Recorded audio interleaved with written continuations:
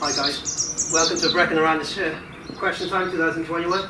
Can you just go around the table and just introduce yourself, please? Okay, I'm John Muir. I've come from Montgomery, and I'm here because, well, let's wind the clock back 500. How long have I got for introduction? About 90 seconds. 90 seconds, right. Wind the clock back 500 years. There was reformation required in the religious context. So I was full on with Luther.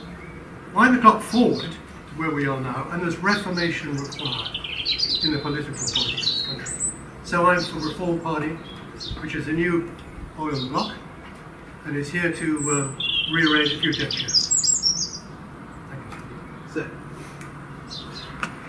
My name is Stephen Morris. I'm standing in for the Gwlad candidate, a gentleman by the name of Sam Hollowell. Sam is 18 years old, just turned 18, so he may very well be the youngest candidate in the country. And he's in the middle of his A-levels, which is why I'm standing in for him this evening. But if you won't be familiar with Gwlad, we're a new party. We are a conservative party, that is to say we believe in stable families and stable communities. But we're also a nationalist party. We believe that Wales is a nation, nations ought to be independent, and an independent Wales run on conservative principles would be a success. And that's what I'm representing here this evening. I am Emily Durrant, so I'm the Green Party candidate. I'm also the lead list candidate for the Mid and West Wales region. I live in Llangorse with my two little boys. I'm a single working mother, and I'm here to bring climate change and nature to the heart of all decision making, and to push for a more equal Wales.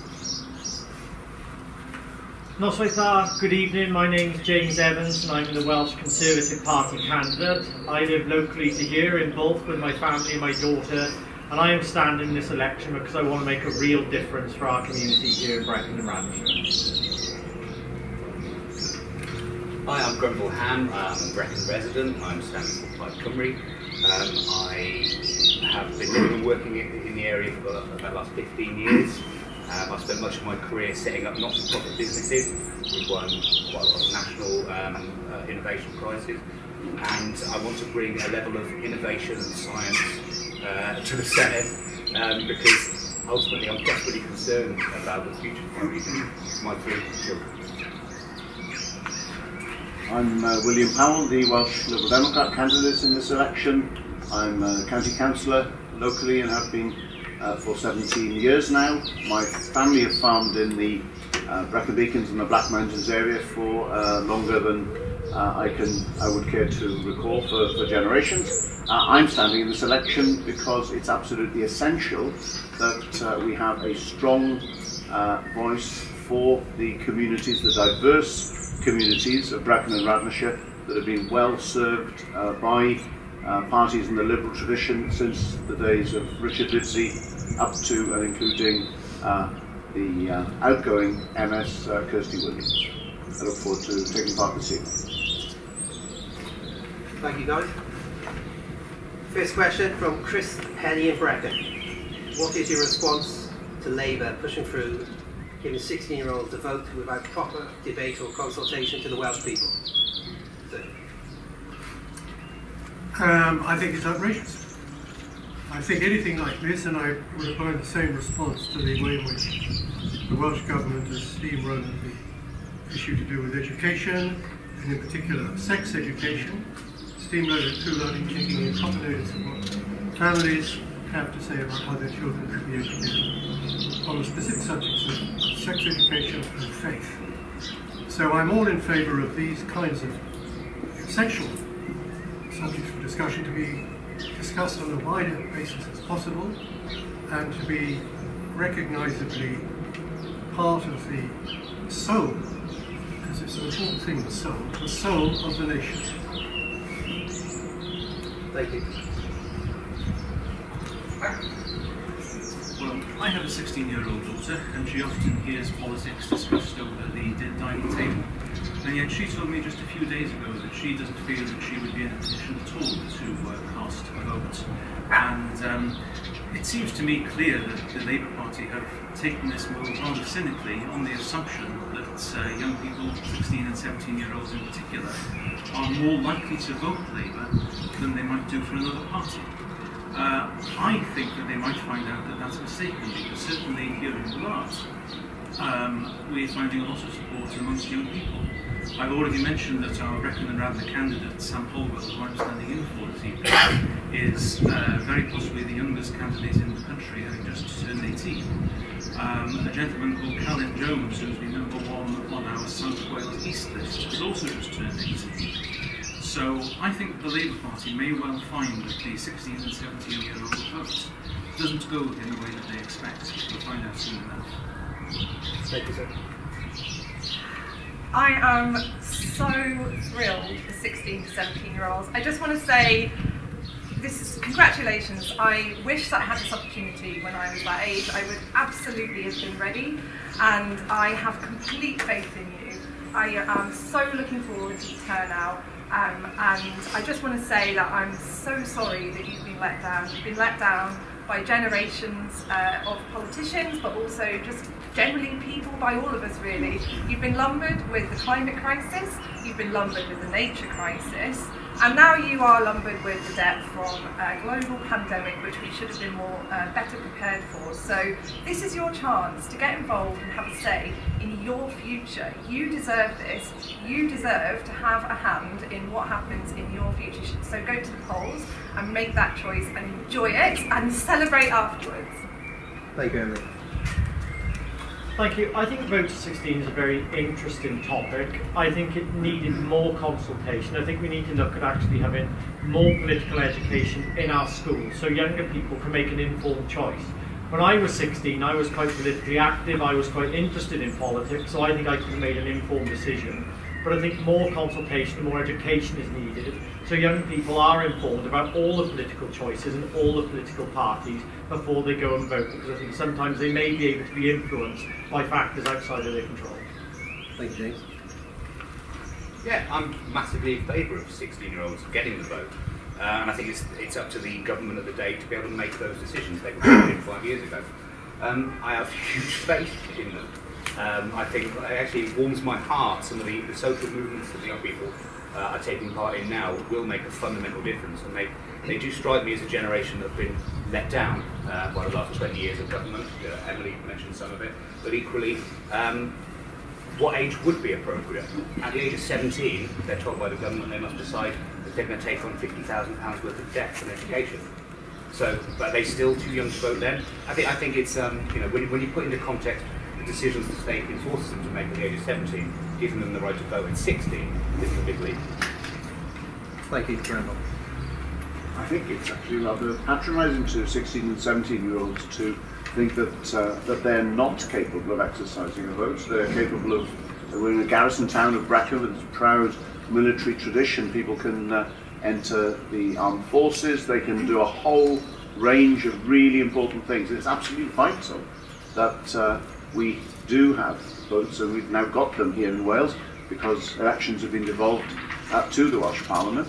I found myself in agreement with James on the point about the need for greater civics and political education, and that's obviously a difficult thing to deliver because of the sensitivities around it, but we're in a particularly difficult place this time because this first vote is going to be exercised at a time when my own son has recently turned 18, and he and his contemporaries have not had the opportunity to be in school, to have discussions, to have sort of structured debate outside the classroom as well as inside.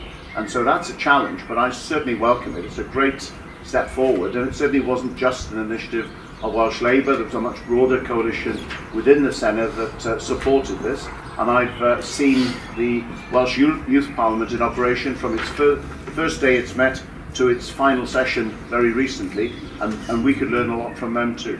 Thank you. Thank you, William. Karen?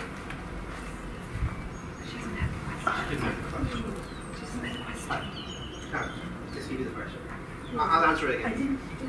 What is your response to Labour pushing through giving 16-year-olds a vote without proper consultation on debate? Perhaps, I'm not quite sure who did they actually consult with to do it. Did they actually, they must have met 16-year-olds to actually get them on board. I know from the Valleys areas that we did establish the first youth council and met with, what's the lady now? It's my family, Alexandra's sister. Met over Birmingham to the Man area. Or Bedros it was, then towards the Westland. And I'm very much for young people being on board. I think if they have pushed it through, as you say, without too much consultation, then obviously there are things to be learned for the next intake, shall I say, of quota. And it would be good to evaluate exactly how they got these young people together. But for me, having experience working with disadvantaged young people in sort of Merthyr Tydfil area and across Nick Morgan, and also with advantage and the actual gelling together and the how it builds their character and what input they can actually feed back to the adult politician. You know, it's something that we should take on board because at the end of the day, you know, they're young people, but sometimes they talk themselves. With respect. Thank you, Karen. Okay. Bit of a Johnny come lately, I suppose, to the introduction scene, seeing as you've all done yours. I'm Liz Davis. I'm the relatively new editor of the Brecon and Radnor Express. Although I've been in position now for a year, this is actually the first time I've met anybody face-to-face in Brecon. So thank you very much to Andy for organising Audio by Politician for me. So, thank you.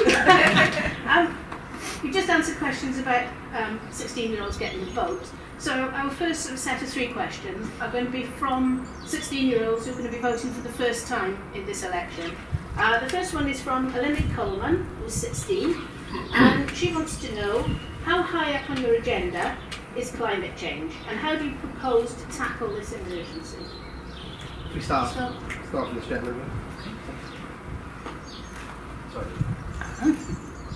So thank you for your question, Renee. Yes. Here in Wales, we see climate change as something which could potentially have a very damaging impact upon Wales, particularly upon the Wales countryside. And I need to explain what I mean by that, because you hear a lot about the term net zero in connection with carbon emissions. The very important word in net zero is the word net, because it doesn't mean cutting our carbon emissions to zero.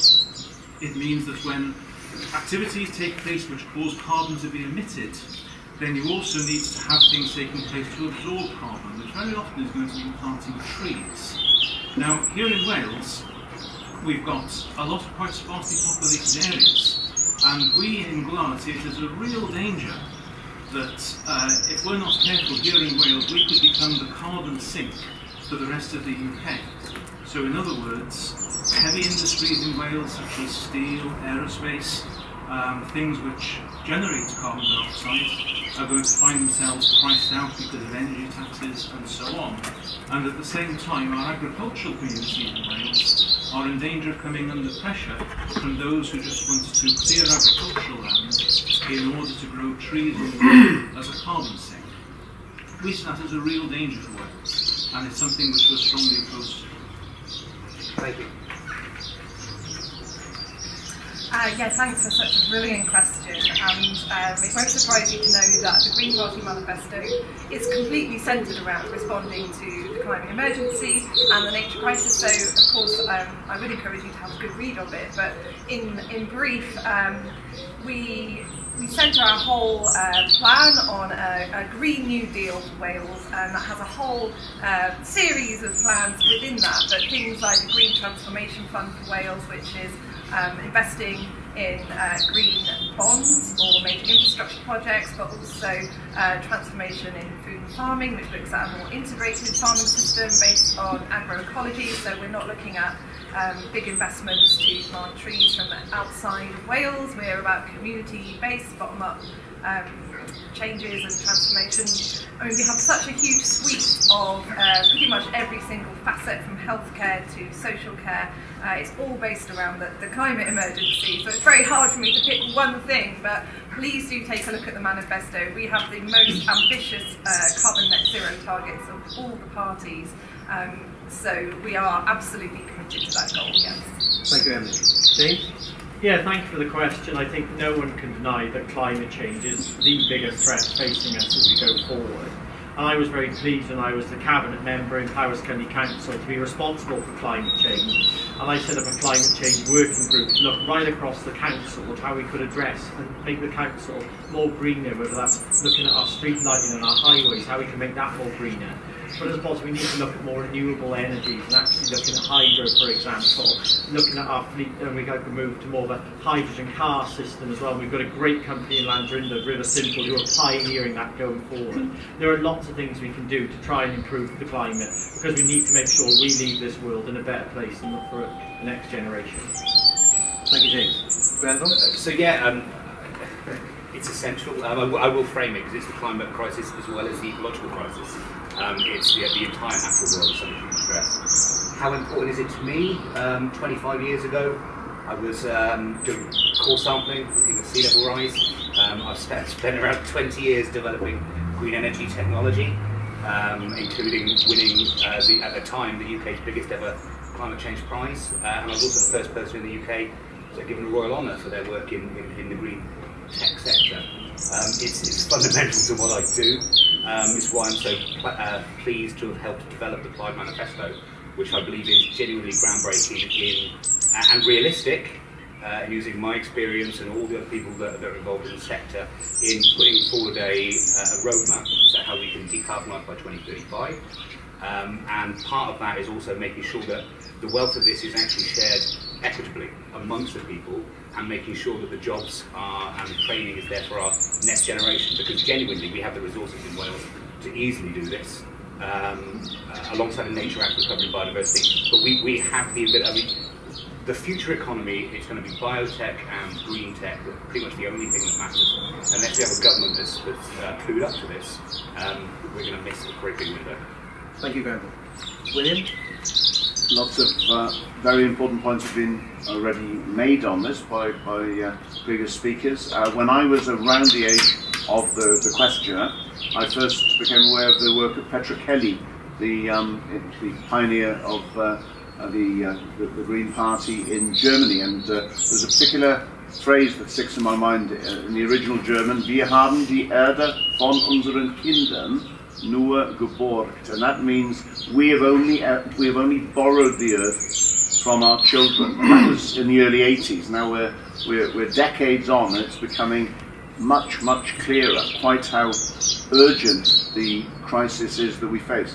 The Welsh Liberal Democrats are very committed indeed to addressing climate change, and we've got a multi-billion-pound programme proposed and costed in our manifesto to address this. We need to decarbonise transport, we need to localise and make more resilient the farming sector, we need to reduce food miles, we need, amongst other things, to explore ways in which farming can be even more environmentally creative and sensitive than it is.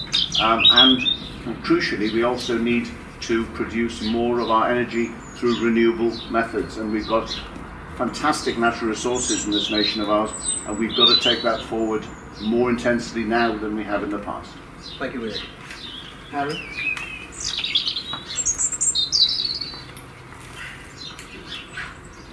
How do you follow that? Actually, obviously, these people, my colleagues here, are very well versed in climate change. I myself would be know a little, but look forward to actually working with 16-year-olds up to whatever age to develop some of the climate change policy, and to work with those, if successful, to get in the Senate, to actually work with those in the Senate who are the experts, and obviously out in the field here in Brecon and Radnor. I do know that obviously with the farming communities, that ideally perhaps that we should be looking to produce more food within the area, so that set up cooperatives, so we sell within Brecon and Radnor. and that actually will obviously cut down the carbon emissions, not having to take livestock to market, or livestock to abattoirs, which are far away, although we have got them in Talga, granted. But there's also things to learn as well together. This is an education journey for myself. I'm always open to learning, but it's an education journey for everyone. I mean, about sort of the ways of farming, the way that we actually navigate ourselves out of COVID now. You know, without the aircraft, sort of the fumes from the aeroplanes and what have you. I mean, you've seen this sort of effect. I mean, I'm asthmatic, and I know that the air was far better when you didn't have aeroplanes shooting above us in the sky. So, I mean, it's all about education, isn't it? It's about looking at different ways of doing things. And whilst I know, obviously, there is hope by many to build these massive forestries, I must admit, I love trees. I saved a 650-year-old oak tree from being cut down in Herwood. So, you know, I do have a passion for trees, and obviously, the fact is we wouldn't be here today because of the trees giving up the oxygen and the leaves and whatever. Thank you, Karen. Yeah. Anyway. John? Do you know, I don't think I can add anything to what I just heard. Brilliant. You know, I honestly run out of steam. You'd be delighted to hear this, because I'm sure you don't want to hear anything more than me. Thank you, John. But I will say one thing. I'm sorry, I'm not going to make you more fun. It's a balancing act. Like everything in life, it's a balancing act. Okay? So I'd say two things. First of all, climate change has been with us since day one. That's the first thing. How much of it is man-made or woman-made is another matter, as you're aware. But what I'm looking for is a change in our own individual persons, the way we look after the environment, the way we don't become consumers, endless consumers of everything on earth. That's the second point. There's one more to come. Sorry. The third point is that if we expect that we're going to get all the energy we require for a very, very sophisticated economy, as we go into some fairly turbulent times, these are the facts. The economy is in a turbulent state. If we expect to get it all from renewables, then we're living in comfortable ground. We need to have a balanced energy supply, which includes everything that we have on offer at the moment. So whilst I'm in favour of renewables, don't imagine that will be the be-all and end-all. Thank you, John. Next question, Liz. No hot air from the Brecon and Radnor Express. That's it. Second question is from Caris Kramer, and Caris is 17. And she says, we hear a lot about priorities from the various parties and where money is going to be directed to, but no one says where the money is being taken away from. So how does this work out? Can we start with Emily? You're absolutely right, and I suppose when a party's putting together their manifestos, you're always focusing on the great stuff that you want to do.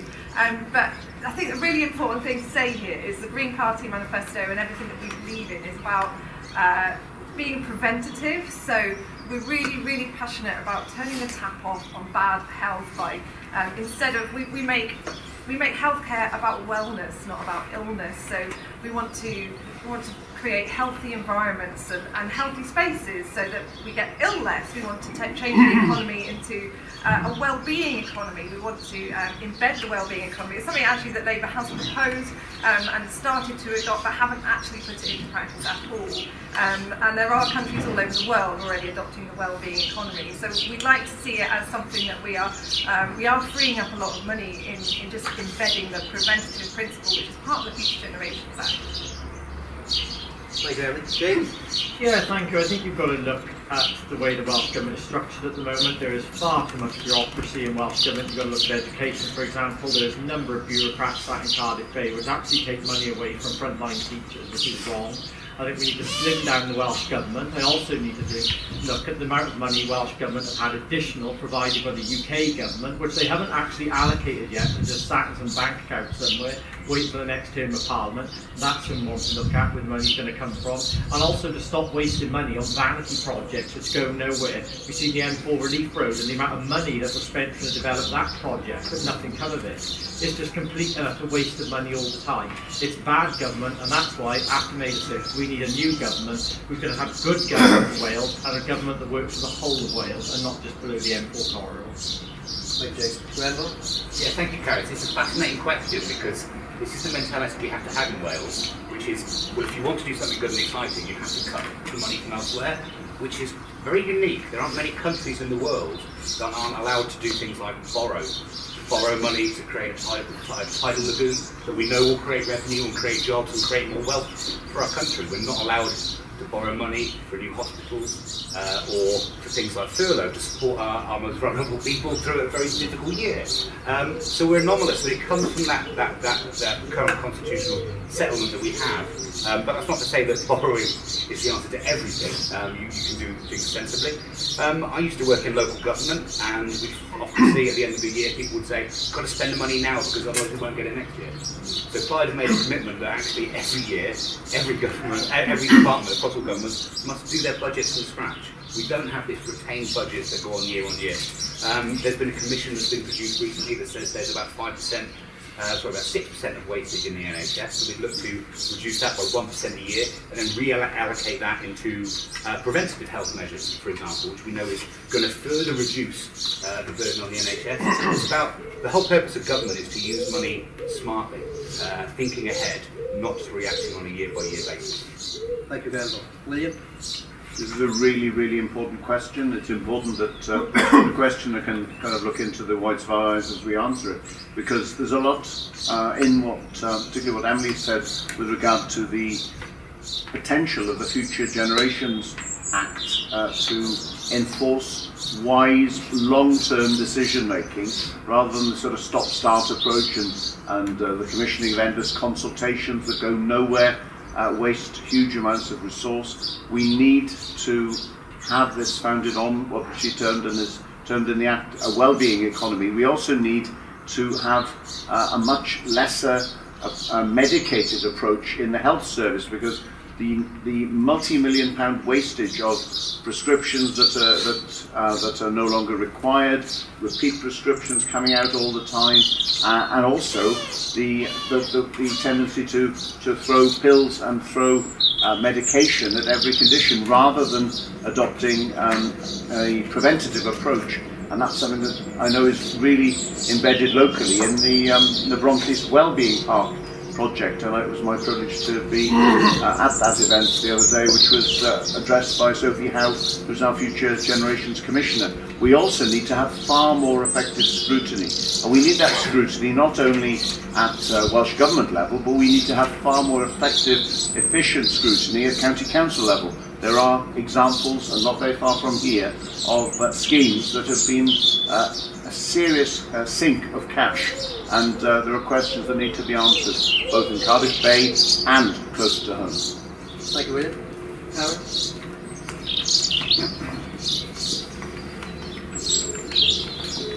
Well, as a former local government officer, county councillor over the last 3 years, and 18 years ago, I was the managing engineer. I mean, we've learned that we've got to look for every penny that we can find, whether it's actually recycling or whether it's actually looking for the best procurement. So I think, as far as actually looking at what we're saving, is looking for where the waste is and being more accountable for the public purse. Because every penny counts, and when you're talking about millions of people that are not accounted for, then that does actually leave a bitter taste in my mouth. So I think as well, what needs to be done for me is an evaluation of exactly the services that are being used and working with the people on the ground to actually find out what they want and what actually works for them. Because quite often, whether it's to do with highways work, you talk to people actually out there on the roads doing the work, and the saving ideas they come up with, or the waste money the money that's being wasted, that could be spent in other aspects of the county council, for example, It's crucial, it's actually money that we desperately need. So I don't think we talk enough between, with the actual practitioners, with the actual people on the ground. It's all right for people in ivory towers to say, well, we think this is best, or we think that, or whatever. But at the end of the day, it's all about communication, it's all about evaluation, and continuous reviewing where we're at. And sadly enough, it doesn't go on enough. There was a doctor, actually, one of my doctors in Gwlad, who I went to as a patient, and I came out of there saying to him, are you feeling better now, doctor? Because, to be honest, okay, he opened up about an issue where he wanted to do preventative heart conditions, prevent heart attacks. And he said, and he was told, when he went out to Cardiff, he was told that, don't even go there, and more or less a warning to leave the project behind. Yeah, and it's not on. Joe? All I'd say is the party's over. We're talking 1945, 1990. The economy is in a very, very precarious state. So I'd encourage everybody to look at their own budget. This is where we take back control of our own lives. And we don't spend money, Vanity Fair money, which is what's gone on in Downing Street this last few weeks. We all know the Pilgrim's Progress story, I'm sure. It's Vanity Fair that we've been living in. And so this is an interesting time, because the election's coming at a very, very unusual time, given what's going on in Westminster. And I regret to tell you, guys, that it's Westminster that's part of the problem.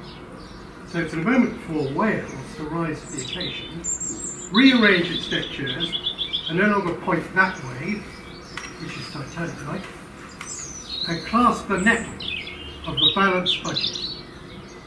We can't have everything. We have to live within our means. We get a bad example from Westminster, so let's set an example in Wales. Let's rise to the occasion. Let's bury the past and resurrect our lives. Thank you, John. Stephen? I'd like to thank Karen for an extremely perceptive question, because for a party standing for election, it's the easiest thing in the world to make promises to spray money around all over the place. But that money has got to come from somewhere. And in Wales, we have a number of particular difficulties as a country. We have a much larger public sector, that is to say, a much bigger government than most countries in Europe and in the rest of the UK. And in Gwlad, as I mentioned earlier on, we are a Conservative party. We believe in making the government smaller. Also in Wales, one of the biggest impediments to independence is the fact that we have a budget deficit. That is to say, more government money is spent in Wales every year than is raised through taxes. And for Wales to prosper as an independent country, that does need to be addressed. So in Gwlad, our approach to this is if we want to shrink the government, we want the public sector to be smaller, in particular we want the third sector to be smaller, because there are a lot of organisations, many of them ostensibly charities, which actually receive their money directly from the government, and very often are run by people to whom essentially the Labour Party owns favours, to put it as bluntly as that. The other thing to say is that ultimately, in any economy, there is only one source of funding which it takes to run the country successfully, and that is economic growth.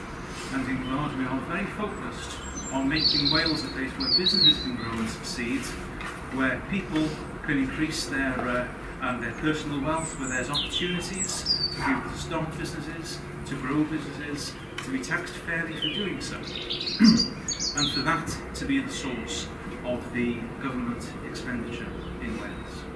Thank you, Stephen. The next question is from Amelia Giordano, and she's 17, from Brecon. And she says, as a young person voting for the first time in this election, my question is, young people tend to feel like they can leave politics to the adults. Why should young people go out of their way to vote for you? James?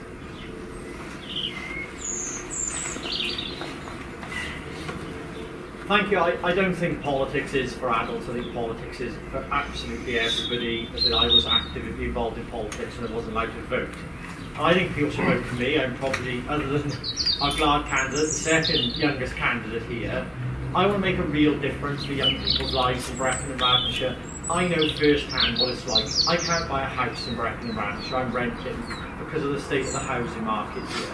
there's no jobs for our young people locally. We need to get more jobs in the area to keep our local young people here. Our biggest export in Brecon and Radnorshire is our young people.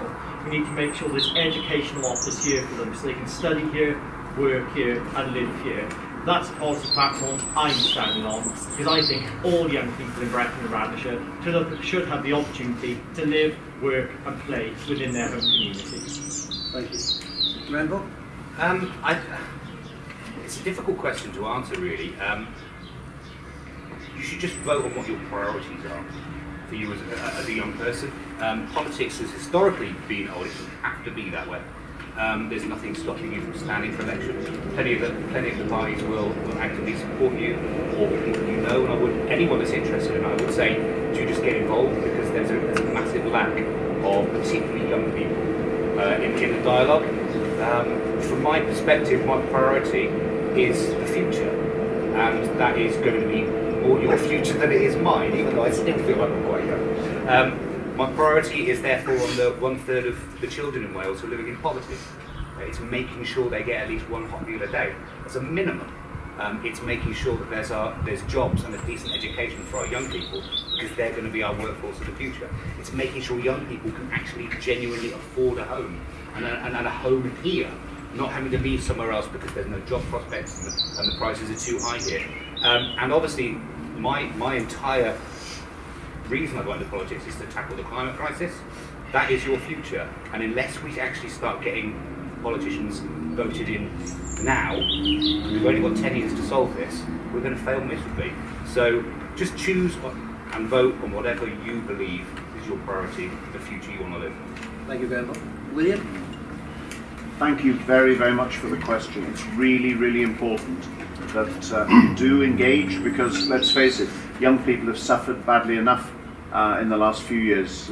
Many of you have lost the opportunity to work and travel and study in 27 other countries as a result of decisions made by people many decades older than you, predominantly in the last quarter of their lives. I think it's really important for that point of view, and also because of the key issues of housing, of choice in education, and the opportunity to make successful life here in this country, to renew the democracy.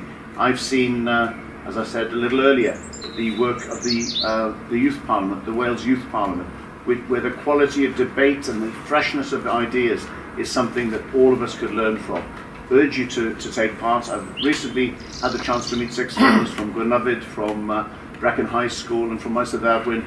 I know the talent and the energy that's there. I'm sure you're part of that, and I look forward to engaging with you, hopefully in the future.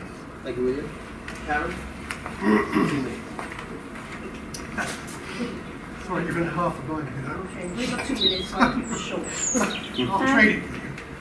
Listening skills are excellent. I mean, as far as working with young people, or why should a young person vote for me, is because I've actually been a mother to 600 young people across the military youth service and part of Rick Morgan.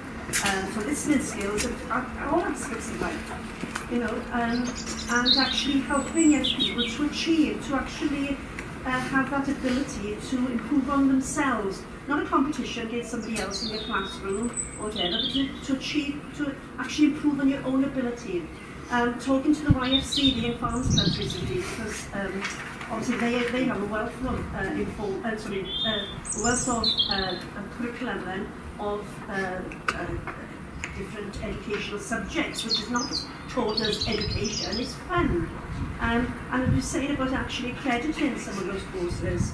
I know they've got the Black Mountains College obviously now coming on board in Brecon, and my one aim is to actually, if actually elected, is to have an agricultural college, local, and perhaps the Royal and Shogren if you're interested in arms, so that people can actually learn locally agriculture, tourism, marketing, whatever you need.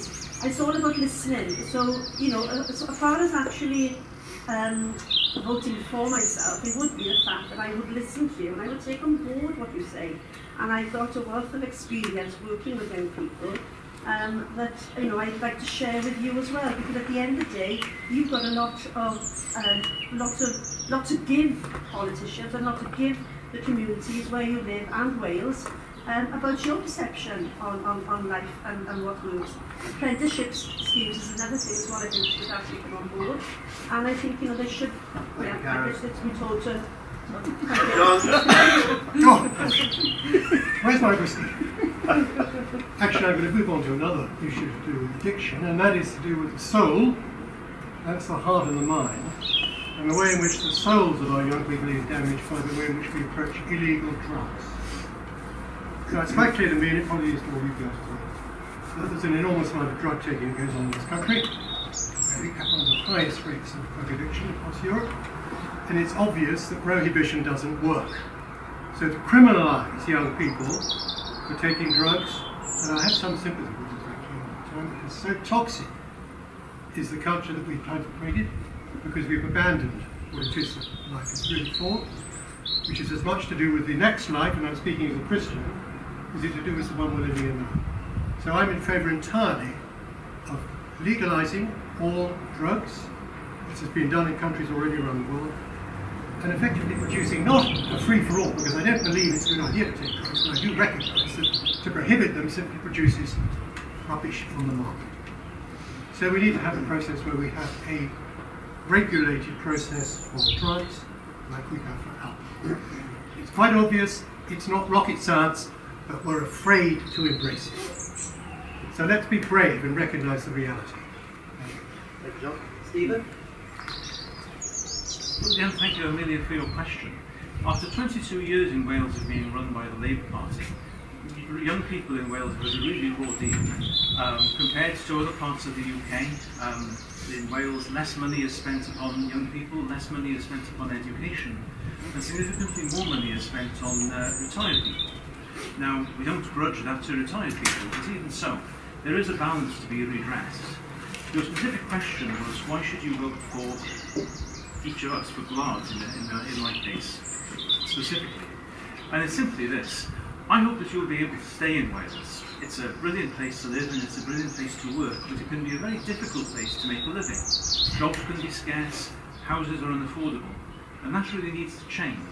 And young people have got more of a stake in that because, frankly, they're going to be here for longer. And therefore, in Gwlad, our vision, which is to produce a Wales which can pay its own way, which is economically successful, which is stable, which is a good place to live and work and bring up a family. We hope that you'll be able to stay here, support us, and build that over the coming decades. So thank you for your question. Thank you. Yeah, what a great question again. And I think first question to ask yourself is, are my parents always right? And I know that I am not always right, and I have a 6 and an 8-year-old. So don't just trust your parents to get it right. We get it wrong, definitely. Secondly, is there anything you want to change about where you live or your hopes for the future? I'm sure there is. I'm sure you think to yourself sometimes, my God, I could do better than that. And I bet you can. So do find out, do some reading, and frankly, whatever party and whoever you want to vote for, whoever you feel speaks for you, that's the person you should vote for. Of course I want you to vote for me. I want you to give me your second vote on the regional ballot, actually. But I want you to vote for me because I'm here for your future, and that really is what the Green Party is about. So we are the grassroots organisation. We're all about people first, community first. We've got no party whip and never will have. We're here to represent the people and the community that we represent and nobody else. So we are here for the future. And think about Greta Thunberg, think about all these fantastic young people that have made change. You can do it. And this is just one of many ways that you can have a say on your future and your life now. It's one of many. So do it. Just go out there, go to the polls, vote for whoever you want to vote for. Thank you, Evan. Brave soul there to say parents are never right. I'm 55 and my mother's always right. Our final question, very bright-scaping one. It's from the Student Council at Brecon High School, and they want to know, what is your vision for Wales? I will start with Emily because she's going to 7:30, so we'll start with Emily. Okay, great. Well, I keep getting longer with the first go.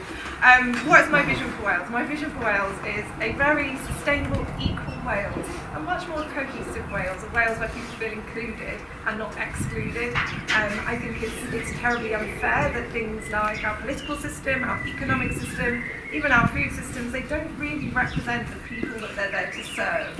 And I want that to change. So I want people of all different types, backgrounds to not feel disadvantaged, to have equal opportunities. I want you to have a better life where you live. So again, community, Green Party is all about grassroots community. I want there to be livelihoods, not just jobs. So I want you to turn up for whatever craft it is you want to do. I want you to be entrepreneurs. I want you to be excited about life. And that's how I'd like to see all of Wales working together with functioning, healthy environments, a healthy economy that's not based on the myth of endless growth, because I'm sorry, it is a myth. We can have a healthy, happy, sustainable economy, and that's something we should all aim for. But also an equal and more fair political system as well. And to be fair to Labour, getting 16 to 17-year-olds to vote is the first phase. And for that, but I want a single transferable vote. So we need better, more proportional representation as well. Thank you, Emily. James? Yeah, thank you. Yeah, again, a great question of what we want to do for Wales. I think we've got to look at our economy in Wales. It underpins every service that we have. You've got to have a strong economy which has got jobs and opportunities for everybody, that supports our schools, supports our National Health Service, and supports all the vital things that we need. So we need to put our recovery first and put our economy at the forefront of all of that. We also need to have first-class educational systems. I want to see more money going directly to schools and not being swallowed up by bureaucracy, to make sure we can keep our small schools open, which is really important to me. I went to a small school and I went to a high school that was under threat of closure. We stopped that from happening. All of a sudden our community did that together. So I want to keep our schools open. And I also want to make sure we have a fantastic health service in Brecon and Radnor and the whole of Wales. A health service which is funded properly. And making sure that we have local care. So that's getting our diagnostic treatments done within our community. To make sure you can have your scans and all your treatments done here. We want to have a stroke centre in Brecon and Radnor, because that critical time when you have to go to elsewhere is vital in your recovery. So if we can have a stroke centre here, that would be absolutely phenomenal. But I want to see a Brecon and Radnor and Wales that works for absolutely everybody. For too long, we here in Brecon and Radnor have been forgotten and neglected by a government which has only been focused on vanity projects in Cardiff Bay. So a vote for me and a vote for the Welsh Conservatives is a vote for a party which is going to level up the whole of Wales, provide first-class jobs, first-class schools and a better health service for everyone in Wales. Thank you, James. Grenville? Alright, I actually wrote some stuff down in a little bit of time. If we're talking about the future, let's talk about where we are now. Of all the constituent parts of the UK, we're the one where everybody will likely earn less and die younger than anywhere else in the UK. That is not something I want us to continue with. So if I look to the future, what do I want? I want housing to be a fundamental human right for everybody. I want there to be a guarantee of job for all those who are able, and I want a guaranteed, dignified existence for people that are. The whole reason I'm going into this is because I care so passionately about making life better for everybody, and we're failing so many people at the moment. What else do I want in our future? I want lifelong education as a right for all of our citizens. Education is a fundamental solver to many of the problems that we face. I want us to look out to the world, forging partnerships with the rest of the world. I want the world to look also at us and go, those guys actually nailed it with the climate crisis and the renewables and the spreading of that wealth so it's not dominated by multinational corporations extracting money from us all the time. I want our bilingualism to be the norm across our country, like it is in many other parts of the world, because we know that is not only good for our culture and our heritage, it's wonderfully good for our mental health and our mental cognition as we get older. I want a dignified old age for all of our residents. But fundamental to all this, I want Wales to be a normal country. I want it to be a normal, independent country in charge of its own destiny, which it's not at the moment. Fundamentally, I want us to be a caring and compassionate society where we rejoice in even the small things and people helping each other. Despite the fact that it's pretty grim at the moment, I just remind you that Wales has always had a heart. Thank you, Graham. William? I just pick up where Gren left off. We need to base our policy making around a commitment to fairness, to the green agenda, and to a real sense of kindness, active kindness. It's a kindness that many of us saw during the course of the COVID emergency, the way in which our country and our communities have pulled together and looked out for each other. But we need to put that into the heart of policy making. One particularly important area for me as a Liberal Democrat is addressing the mental health crisis, because as we have gone round in the last couple of weeks since it's been allowed, it's been very clear that people out there are suffering, and suffering really, really badly. And that is going to be a legacy of the pandemic that's going to go on for months, potentially years. We're committed to a 24/7 service for mental health. There are some fantastic initiatives, private initiatives, charitable initiatives, things like the DPJ Foundation and other organisations that work to address mental health crises in our rural areas. But we need people to have hope, we need them to look out for each other, and we need to build that into the very heart of our decision making. And that's something that, if elected, I will do my utmost to contribute to. Thank you very much for your question. Thank you, William. Aaron?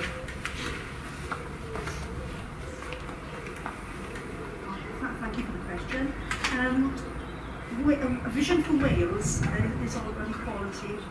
Equality funding that actually allows us to develop Wales in line with the localities, with the local needs, etc.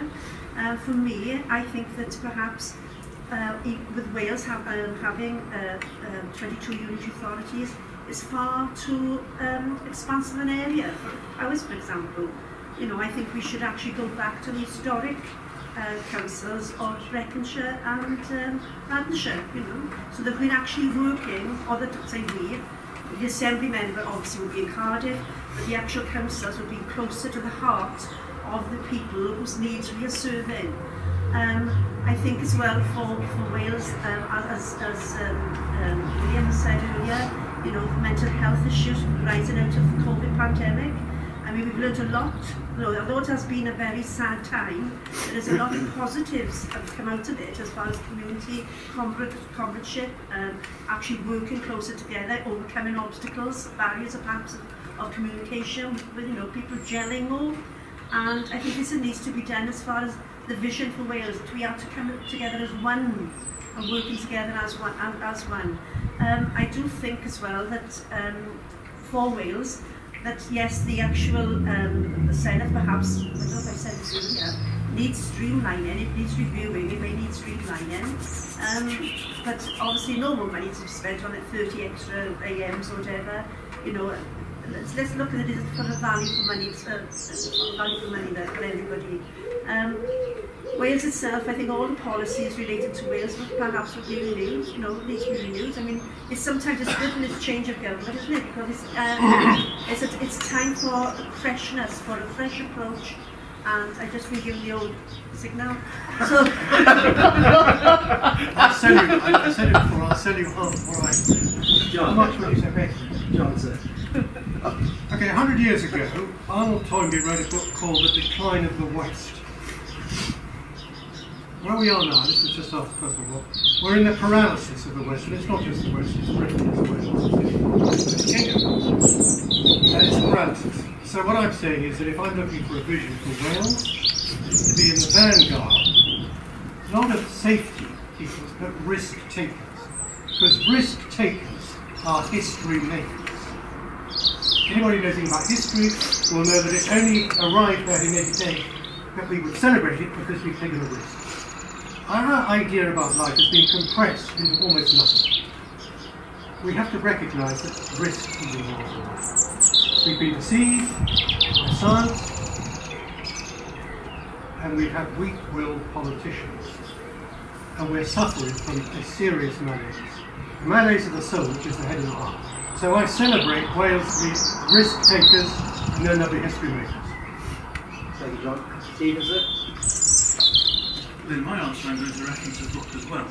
In 1957, a gentleman called Islwyn Talgalis wrote a book in Welsh called Wythnos yn Nghymru Dydd, A Week in Future Wales. And that book has just been published in English for the first time. I translated it actually, and it was published at the end of March. And what that book does, as I said, written in 1957, it sets out two visions of what Wales might be like in the year 2033. In one of the visions, the character in the book, a man called Ivan Powell, travels into the future and comes to a Wales which has become independent. In another of the journeys into the future which he makes, he comes to a Wales which has not been made independent.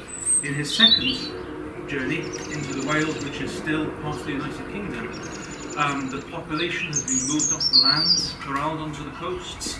The entire countryside has been either covered in water or trees. It's a bit of an exaggeration, but as I said in my very, very first answer, Wales could easily become a place from which water is taken and to which CO2 is sunk. We don't want to see that in Wales. In his first journey to the year 2033, the one which takes up the bulk of the book, what Ian Powell encounters is a Wales which has become independent. It's a prosperous country, it's a confident country, it's thriving, people start businesses, it's clean, there's very little pollution, people are content, people have good relations with their neighbours over the border in England and with the rest of the world and the rest of Europe. It's a Wales which is open to the world, which is part of the international community, standing on its own 2 feet, paying its way, comfortable in its own skin. That is the sort of Wales which I want to see. Whether we'll get there by the year 2033 or not, I don't know. I'd love to see it, but I do honestly believe that Gwlad's policies are the ones which are most likely to get us there. And therefore that is my vision and our vision, and I hope you can support it. Thank you. Thank you, Steve. Brilliant. Thank you all very much. That brings us to the end of the junior section. Now we've got, I nearly said old then, but that would lose me a load of readers, wouldn't it? The slightly more senior questions. And the first of these comes from Stephanie Grant from Brecon, who wants to know, after a year of such upheaval and uncertainty for small businesses, which has resulted in many having to close permanently, how would each candidate propose to reinvigorate the high street? We'll start off with Karen. Well, I actually going along the high streets, and it is quite sad. It was sad before COVID. There was a number of shops actually closing, but obviously due to COVID, there are a lot more. But it's good to see the work that's been done here in Brecon to follow. And there's a lot more. The shops are opening, and perhaps there are new traders in there as well. How I see it is actually, as a person not far from it has done, is actually creating more communication as to availability, actually making grants available for new startups, obviously looking at perhaps the planning laws as far as what can be done on the high streets, as far as, if anybody, a building perhaps become residential as well as retail. So that would perhaps help somebody if we were moving to the area with their business, then obviously they wouldn't have to look at a home if they could actually have another shop. It's all about marketing, isn't it? It's putting it out there. It's actually, like those Wells at the moment, it's got a very good web page. I can't remember the name of it. Reverend Davis has actually formulated it, and it's actually about making everyone sort of. We're saying worldwide, but then the fact that that our streets have got a lot to offer. The footfall can be increased if we had more, like I was saying about the college and University of New Wales, more footfall. If we were able to be more innovative, thinking of ideas where we're going to be drawing more people into the towns, not just for shopping, but for other things as well. What else did I do? I would talk to young people, I would talk to the existing shop owners and those that have perhaps closed their shops as to what do they want. That's what it is, isn't it? To find out why they can't reopen. Where do we go from here? And actually to do a study around the towns of what is missing. I went to Wrexham once on a course with the Revive, it was a course, it was a conference with Revive and Thrive, it's a company, a development company, and there they asked us to go around Wrexham, the town, and there's a lot of things that were doubling up, and you know, Johnson? projects, etc. Sorry. It's a very difficult one, that's a fact. Everything at the moment is in a state of suspended animation. Partly to do with technology, partly to do with the way in which we emerge from this very, very lethal approach to what's been a grossly misjudged epidemic. But I would say two things are important. Obviously, tax relief is a major issue. And then the question is, how do the actual businesses create a viable product, viable service going forward? And then that will emerge as we emerge from what is a furlough-run economy at the moment.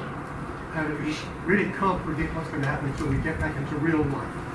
So I would say simply tax relief and the reality of the actual changes going on in the sector. Thanks, John. Stephen? Thank you. Yes, I think the effects of COVID on our town centres is going to be far-reaching. Not only because even before COVID came, all really wasn't well in our town centres. Some of the larger chains of stores were already under threats beforehand because of the effect of online shopping. And in many a Welsh town, if you look up the first floor level, the buildings are beautiful and the atmosphere is great. Nevertheless, there's a certain monotony of having the same chain stores next to one another in every town you go to. And there are some things about the pre-COVID retail world that I don't think that everybody would necessarily want to go back to. The way we see things, we want to encourage more in the way of local business rather than national chain stores in town centres. We want to make it easier for people to start their own businesses. One policy I haven't mentioned so far is our policy of having a citizen's income requirement flat tax, which is intended to make it much easier for people to start small businesses. If it works out, great. If it doesn't work out, well, you haven't lost your benefits because you've still got your citizen's income. So we'd like to see that encouraging small businesses in town centres, local businesses and local produce, whether agricultural produce in an area like this, or craft produce, or whatever is available. But we also think that realistically, there are probably too many shop units in Wales at the moment, and we would encourage, where it's appropriate, to see retail units converted back into residential use. We need more good quality residential accommodation in Wales, and we would like to see that happen. We'd like to see it done in an architecturally sympathetic way. And so we would like to see town centres in the future as much more organic places, much less uniform, each town much more distinctive, a good place to live and a good place to shop. Thank you, Stephen. James? Thank you. As someone who's never used 100 words to say 10 in a proper business way of getting on with things, I think what the Welsh Conservatives and I want to do, we want to abolish business rates for small businesses. That will give a massive boost to our high street, which has been under huge pressure this year with the coronavirus pandemic. That will give it a break and a time to recover from this terrible crisis. We need to reform the planning system to give our businesses more freedom and flexibility to change things to make their businesses more profitable. The Welsh Conservatives have committed for a rural towns fund, what will bring new Wi-Fi zones into the area and improve the street scene of our town. So when people come and visit our beautiful communities in Brecon and Radnor, it's a great experience for them. We need prosperous high streets that can compete with online. So that's what the Welsh Conservatives do, to build that strong economy which supports all our local businesses and backing local, reforming the procurement rules so we can get our public sector to buy local produce. That's what we need to do to support our high streets and support our businesses. Thank you, James. Grant Wilson? Cheers. Yeah, James has alluded to the broader issue here that it's that business is fundamentally changing very, very rapidly. You find that in the years ahead, internet business is going to be by far away the dominant factor. How do we counter that? The first thing is we need to create a realistic or greater tax for internet-based companies. But when it comes to reinvigorating the town, I'm not entirely convinced that scrapping business rates is necessarily the issue, the solution, because part of the biggest issue as well is rent. And my feeling is that a lot of landlords, 80% of our shops aren't owned by local people. They're owned by hedge funds and property portfolios. If you reduce the business rates, we might find that the rents go up, and then the middle class just get more money and we'll have less money to reinvest into the civic projects that we need. What we do need to do is focus on making town centres destinations to relax, for leisure. We still need to reform business rates. At the moment, business rates, landowners are incentivised not to make the properties attractive, so it reduces their business rates. If we change it to a land value tax, that's just based on the value of the land. There is therefore then an economic incentive for them to invest in the outlook of the property. If the town centre looks better, it will be more likely to be a place of leisure. Most of our towns throughout Mid Wales, beyond us, they're also thoroughfares for vehicles, and we need to be brave and go, let's reimagine what our town centres are going to look like in the future. And I think it will likely be pedestrianised and very, very easy access for our elderly people.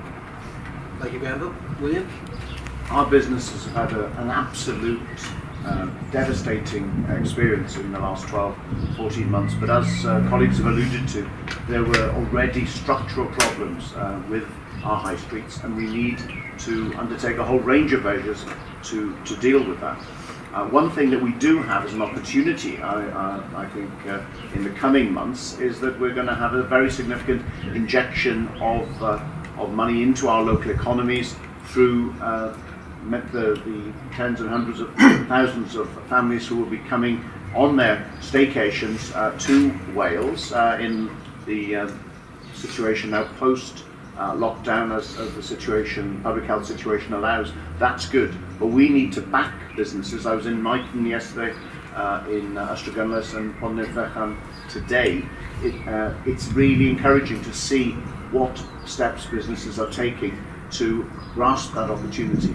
The idea of enhancing the distinctiveness of destinations, making destinations special, so that we don't have that kind of any town feeling that has affected our high streets in an adverse way.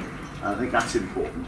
One important thing as well is to acknowledge and encourage the flexibility and also the innovation that we've seen here in Brecon. We've had a number of initiatives to create pop-up shops, to give people the opportunity to trial in different enterprises. Also, co-locating in a sort of cooperative model is something that we need to look at.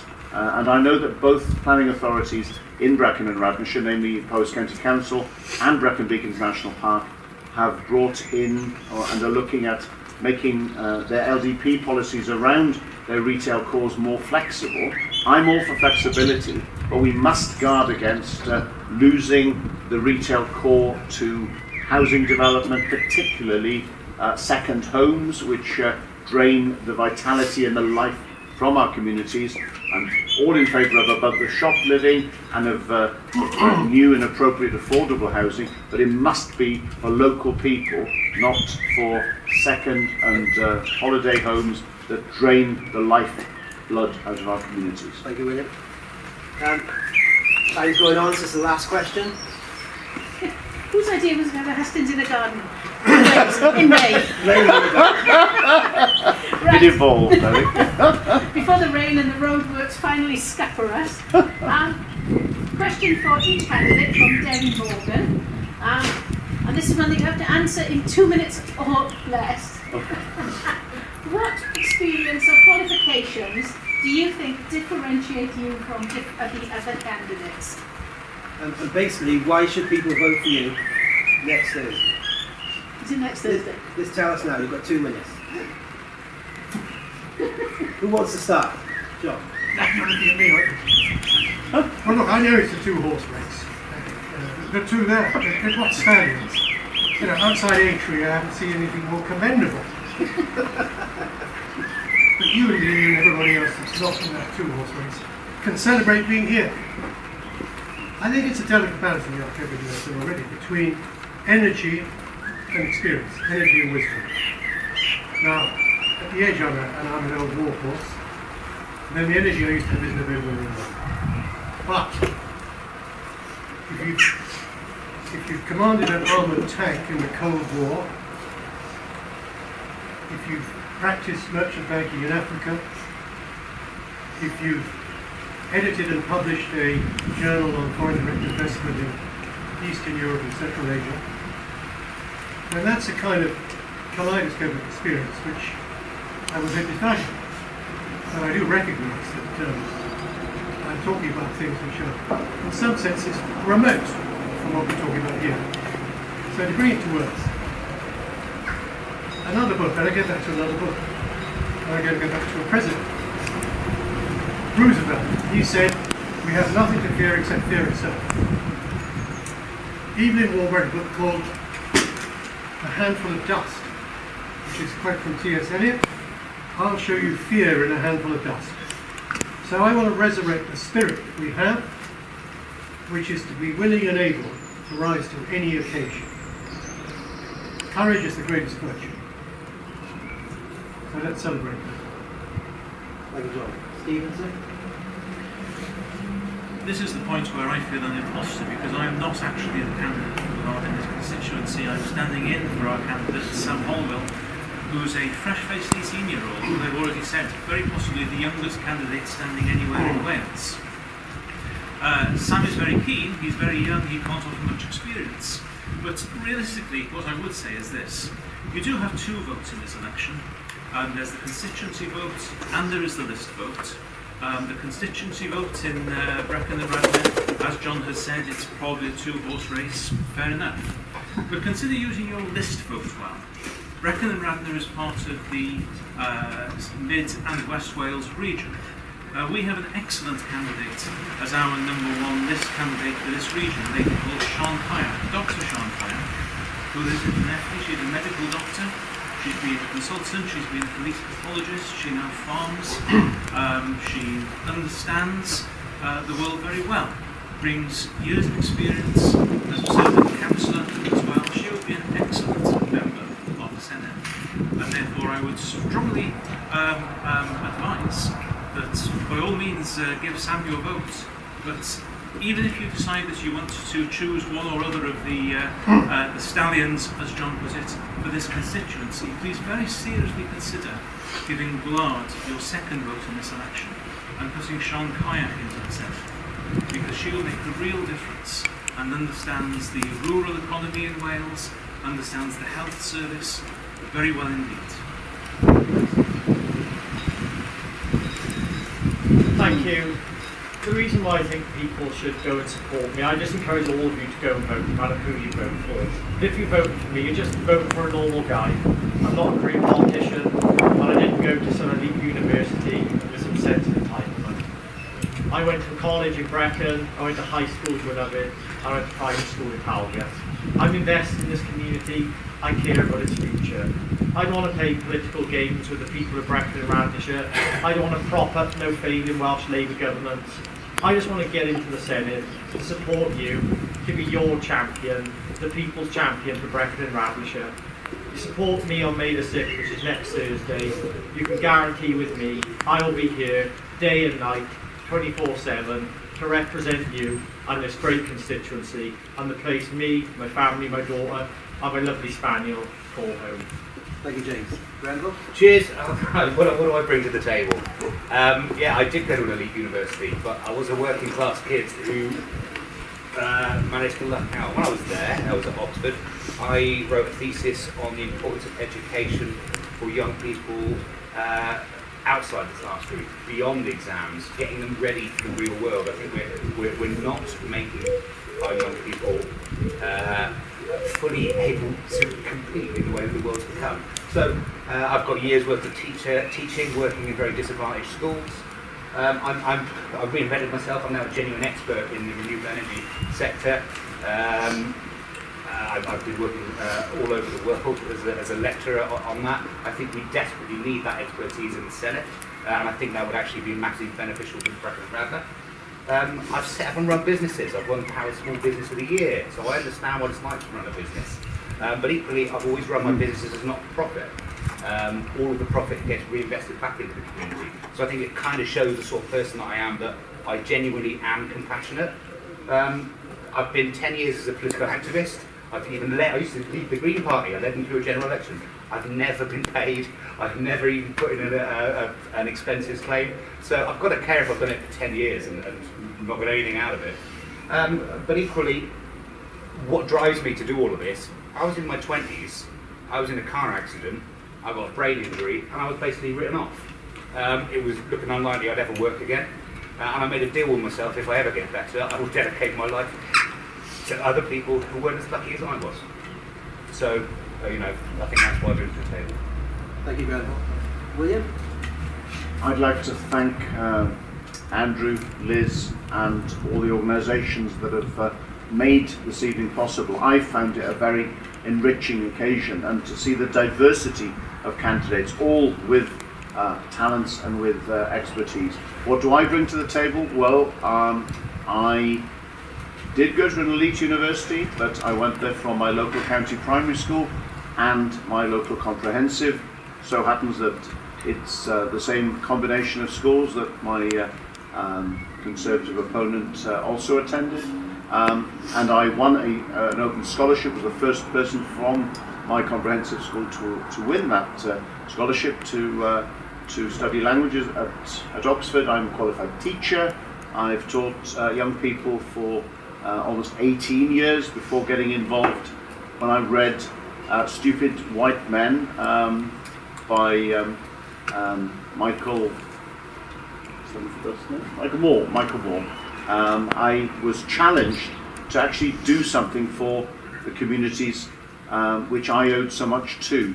I've spent the last 17 years in representing my community at a local level on town and county council. I've also spent 5 years in what was at that time the Assembly. I think we need a culture, despite all that's happening in Westminster at the moment, we need a greater culture of public service and a little bit less self-service. In the last 12 months, I've had a particular experience that has some parallels with what Gren said in terms of health challenge. I fell victim to COVID, as did somebody else who went to an elite university, having left an elite public school also, namely our Prime Minister. I had a slightly more extended experience of COVID, and I owe my life to the care, professionalism and commitment of the Welsh NHS. I am keen at this time, in all humility and with the readiness to serve, to put something back. I give that opportunity to the voters of this constituency next Thursday. Thank you, William. Not quite the last word, but Karen, you've got 2 minutes. Okay, thank you very much, and thank you for this evening to everybody, and to those that are going to be watching this tomorrow or the day after. What do I give? 26 years experience, working experience across various departments in the county council, Little Morgan and Merthyr. The actual as a local government officer and as a youth community worker, manager. I've worked with young people. I've worked with older people, not the older persons, shall I say, in adult education. I've managed adult education classes. I've looked at developing the curriculum in areas. We've actually, and we are going to do that. We've actually, what do I give? I give myself. I give me. I'm qualified for an education tutor and adult education. I got experience working in disadvantaged young people to be all across the actual social spectrum. I'm comfortable in my body. I'm comfortable actually with anybody that I'm engaging with. I speak plain speak. I've got qualifications to back up my experiences, and I'm a true person's person. I'm actually. That's one quality I do believe I have, is the fact that I can sit down and talk with anyone. I'm open to learning myself with others, because this is a journey. Whoever gets down to the Senedd, for those that have been experienced there, obviously we're going to be there together. We're going to be working this together. So it's all about actually having the experience of developing projects and actually evaluating and doing all the public administration work that is necessary. and I believe that I would never let you down. I don't make broken promises, and that's me. I'm straight. Thank you, Okay, Karen. thank you. I'm straight. Thank you guys for attending. Thank you, Karen. Thank you, John. Thank you, Stephen. Pleasure. Thanks, Emily, who's had to go. Thank you, James, Graham, and William. Big thank you to Mr. Wheeler, Roger, Absolutely, Kate, brilliant. Mark, and Liz from the paper. Hope this helps people get out to vote next Thursday. And good luck to everyone. Thank you. Thank you very much. Thank you guys for all coming. Well, thank you. I can't shake your hand. No, it's really good to have you. Social Really Big good. thank you to Andrew for organising Yeah, it. absolutely. Very short notice and a brilliant job, I think.